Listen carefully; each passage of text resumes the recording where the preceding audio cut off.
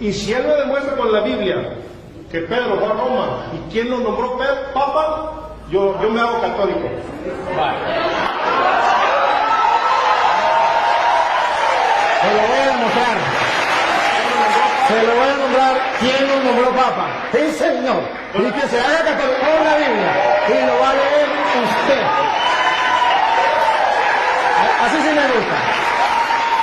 Pero antes de leérsela, debo aclarar tres cositas que él dijo. Que en la Iglesia Católica no hay pastores.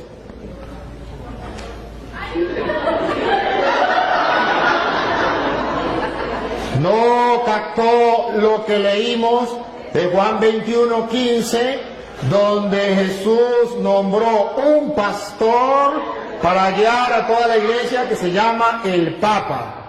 Y en la Iglesia Católica tenemos un pastor. A ver, pastor es el que gobierna un rebaño. Usted tiene un pastor que se llama Daniel, porque este Daniel tiene un rebaño del cual usted es oveja. Él es pastor, solo que no es pastor de Cristo.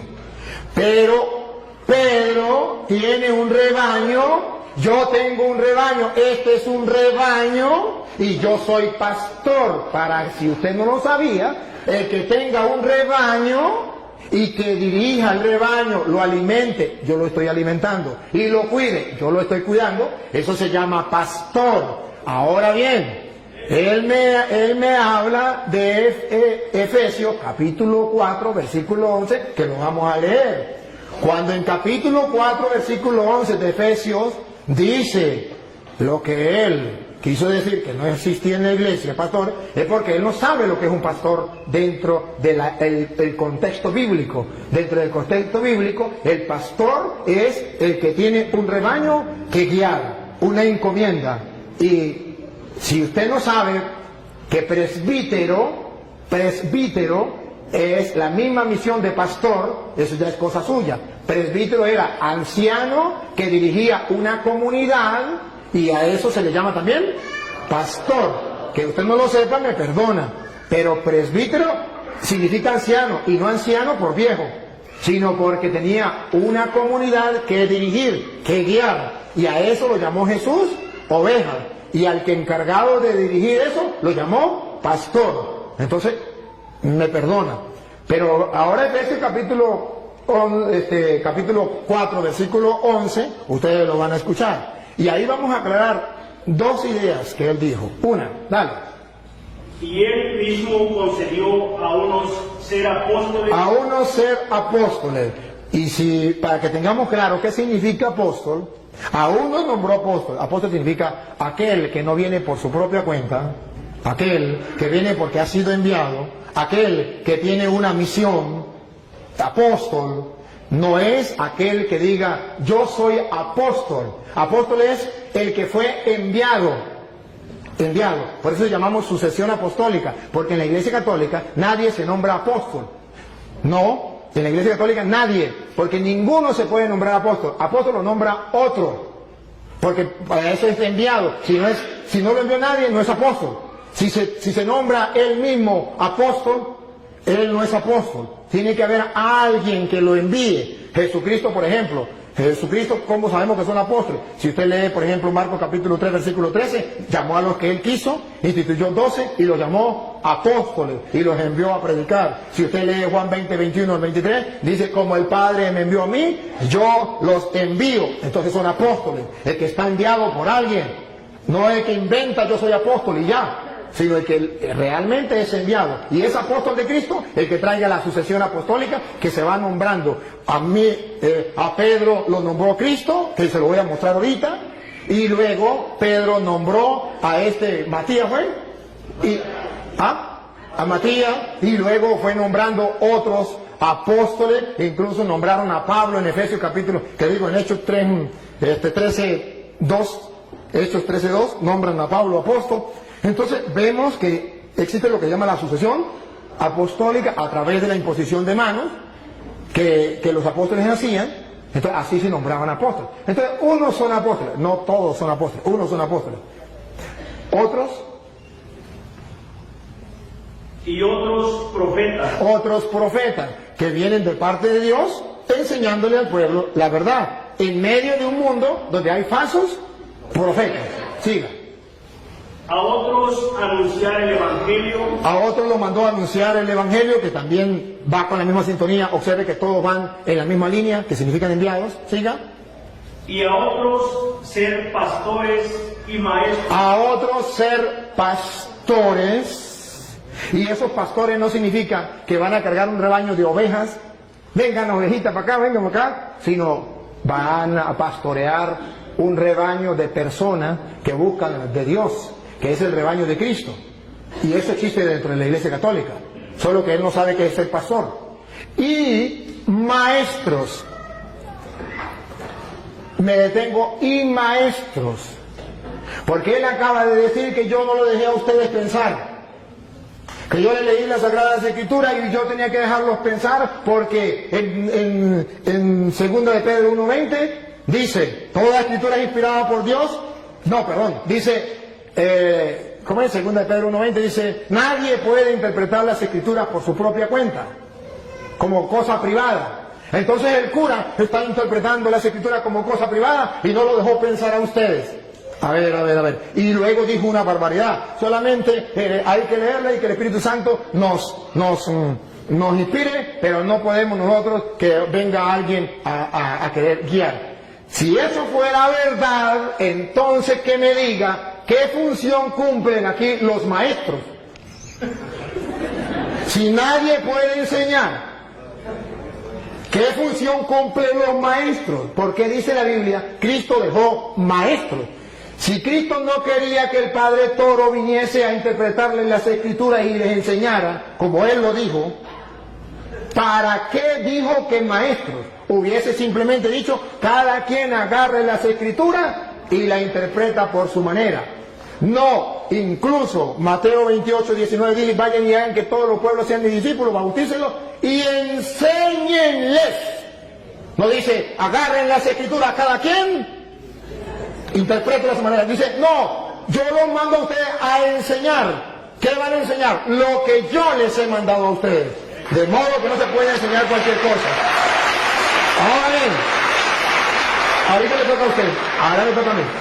Ahora bien, él toca 2 de Timoteo capítulo 3 versículo 16, que lo tocó también ese rato, donde dice, toda escritura es inspirada por Dios y es útil para enseñar. Entonces, si hay maestros que enseñan, ¿y qué es lo que van a enseñar? Las Sagradas Escrituras.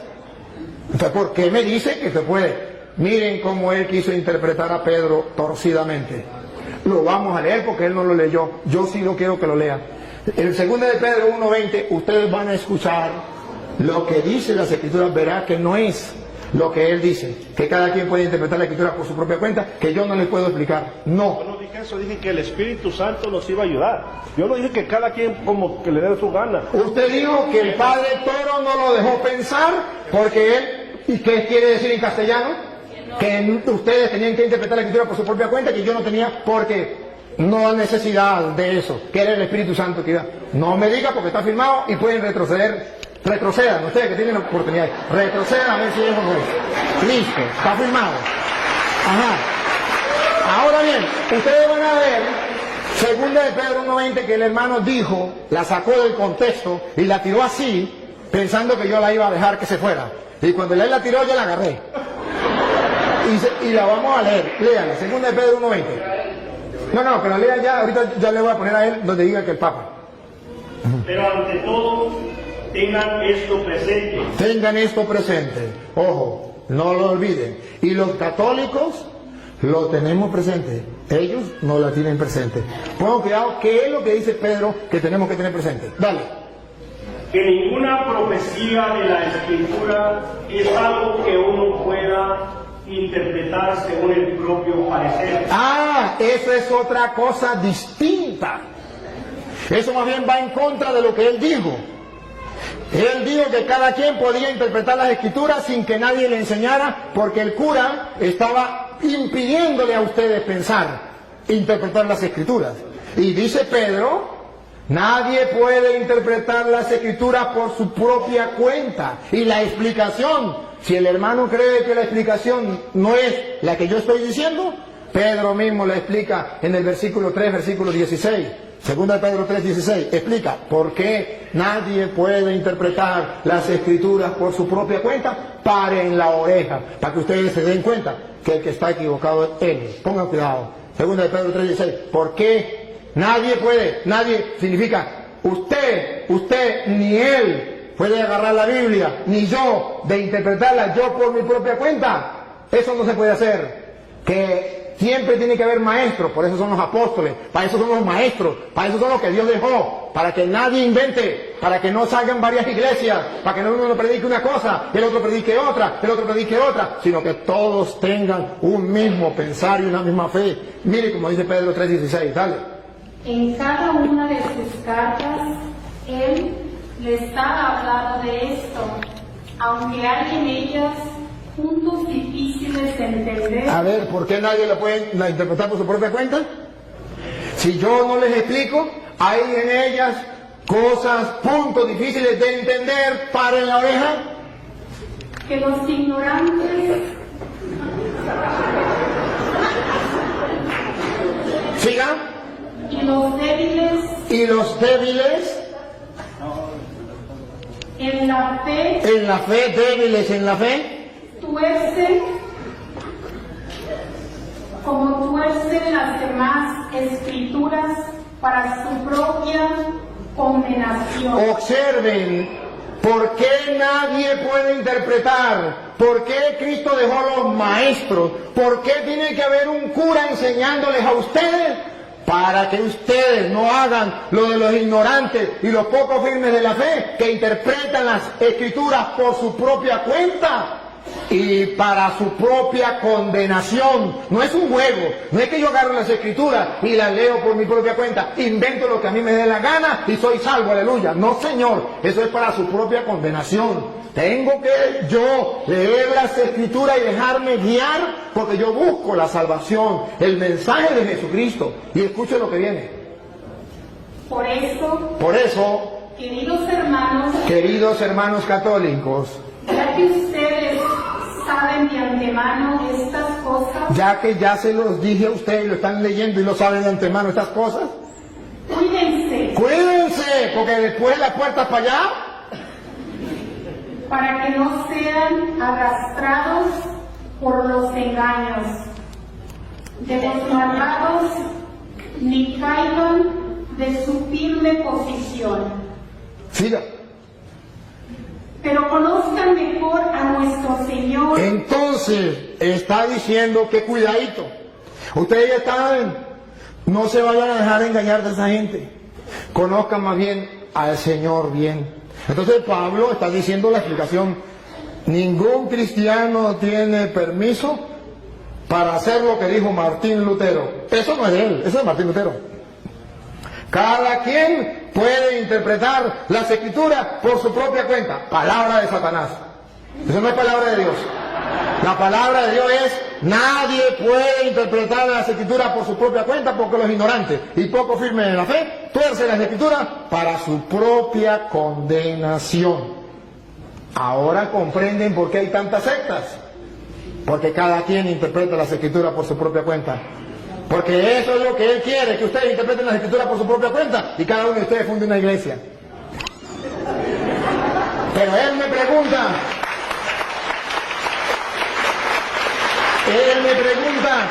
¿dónde aparece en la Biblia que Pedro es el Papa?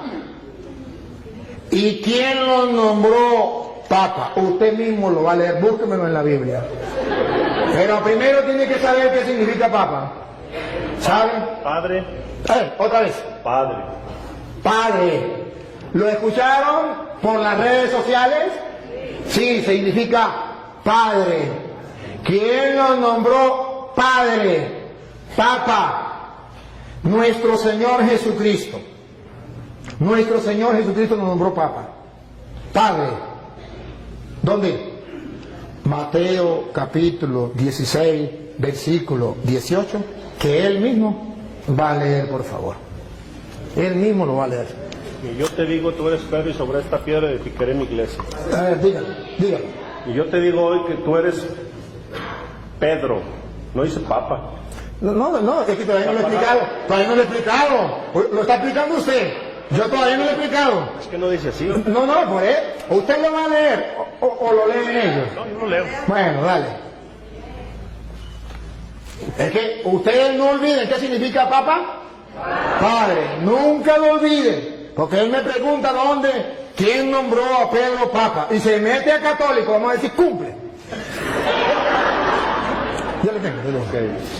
3:18, ¿no? Sí. Y ahora yo te digo, tú eres Pedro, o sea, piedra, y sobre esta piedra edificaré mi iglesia. Siga. Los poderes de la muerte jamás la podrán vencer. Ahora subraye lo que viene, hermano. Y no lo olviden. Ni ustedes ni los que están en la cámara. ¿Qué le dijo Jesús a Pedro? Siga. Yo te daré las llaves del reino de los cielos. Deténganse ahí y subrayenlo. Jesucristo le está dando ¿a quién? A Pedro. ¿Qué le está dando? Las llaves. ¿De qué? Del reino. Entonces, si le está dando las llaves del reino, Jesucristo es el rey y le está dando a Pedro las llaves. Pero todavía ahí no dice Papa. Ahí no dice papá. No dice padre. Tranquilo. Con calma.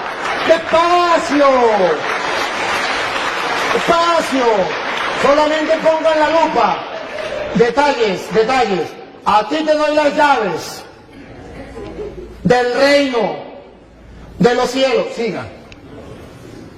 Lo que ates en la tierra quedará atado en el cielo, y lo que desates en la tierra quedará desatado en el cielo. Ahora, ¿de quién se copió Jesucristo? ¿De dónde sacó esa frase? ¿Esas son de él? No. Esas son textuales de Isaías capítulo 22, versículos 20 al 22. Isaías 22, 20, 22 va a explicar a quién se le da las llaves. Va a explicar quién entrega las llaves. Y va a explicar cómo la gente tiene que llamar a esa persona que se le entrega las llaves del reino. A ver si lo llaman padre. Si lo llegan a llamar padre, comprenderán por qué Jesucristo le entregó las llaves a Pedro. Vamos a verlo. Isaías, capítulo 22, versículo 20. Léalo usted mismo. Porque lo va a leer donde diga Padre. ¿Isaías qué? 22, 20 al 22. Hermanos queridos, Jesucristo no inventó nada. Él agarró de allá, de lo que Isaías decía, de lo que venía del pueblo de Israel. Le está hablando a judíos. Entonces él le va a decir, yo soy el rey. Pedro es mi mayordomo. ¿Cómo lo dice? Entregándole las llaves. Lo que ate quedará atado, lo que desate quedará desatado. Vamos a ver cómo lo dice Isaías 22:20. A Eliakim, hijo de Elías, le pasaré tu traje, le colocaré tu cinturón y le conferiré tu cargo. Le da un cargo, le está dando un cargo a Eliakim, el mayordomo. El rey le da un cargo. Vamos a ver. Y él será un padre para los habitantes de Jerusalén. Ese será un padre para los habitantes de Jerusalén. Y pongan cuidado, un padre para los habitantes de Jerusalén. Y para la familia de Judá. Y para la familia de Judá. Diga. Pondré en sus manos la llave de la casa de David. ¿Por qué Jesucristo pone la llave en las manos de Pedro? Porque el rey colocaba en manos del mayordomo las llaves. ¿Y cómo lo llamaban? Los súbditos del rey. Padre, todos los súbditos del rey, los que no eran súbditos, los que eran enemigos del rey, no lo llamaban padre. Pero los súbditos del rey, los que reconocían al rey, lo reconocían como rey, a su mayordomo, a quien le daban las llaves, lo llamaban Padre. ¿Por qué Jesucristo le entrega teológicamente a Pedro? ¿Qué significa cuando le dice, a ti te doy la llave, te estoy nombrando mi mayordomo y todos lo tienen que llamar Padre? Los súbditos del Rey. Y Jesucristo es el Rey, pero no de la casa de David terrena. La casa de David significaba el pueblo de Israel, sino del reino de los cielos. Y a Pedro lo nombró jefe. Y entonces, escuche lo que sigue. Escuche lo que sigue para que ustedes se den cuenta. Exactamente lo que hacía un rey, lo hace Cristo. Él es el rey. Y lo que hace un mayordomo, lo hace Pedro. Y como la gente trataba al mayordomo, nosotros tratamos a Pedro. Dale. Colgarán. A ti te doy las llaves. Estamos en Sí, Isaías. Isaías todavía. Ajá. Lo último que leyó. A ti te pondré en tus manos la llave de la casa de David.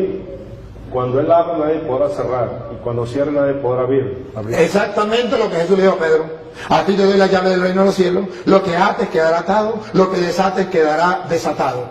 Ciertamente, esto es para aquellos que busquen la verdad y que busquen encontrar en la Sagrada Escritura las razones por las cuales la Iglesia Católica tiene el Papa. Si usted me pregunta a mí, yo se lo explico y le doy una razón bíblica y teológica por qué Pedro es el jefe, el papá, el padre de todos los que son súbditos del Rey de Reyes, que es Jesucristo, Rey de los Reyes.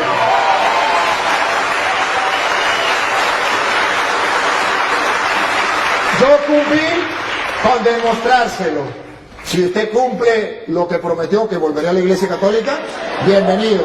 Y si no lo cumple, ese es problema suyo de usted. Pero hoy Dios le dio la oportunidad de que un sacerdote le explicara a usted las Sagradas Escrituras y le demostrara esto para que el que tenga oídos oiga y el que tenga ojos vea. No hay cosa más difícil que el no querer creer.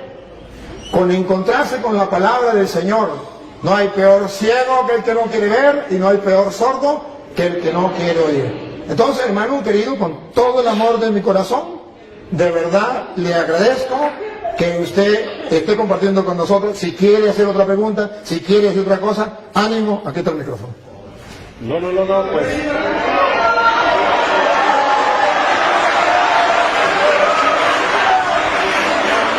Bienvenido.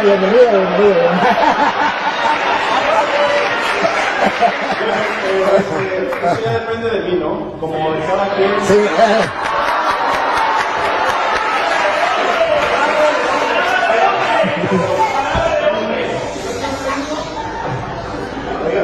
Yo no dije cuándo. Es broma. Pero yo pertenezco a la Iglesia Católica. Yo por mí dije que no.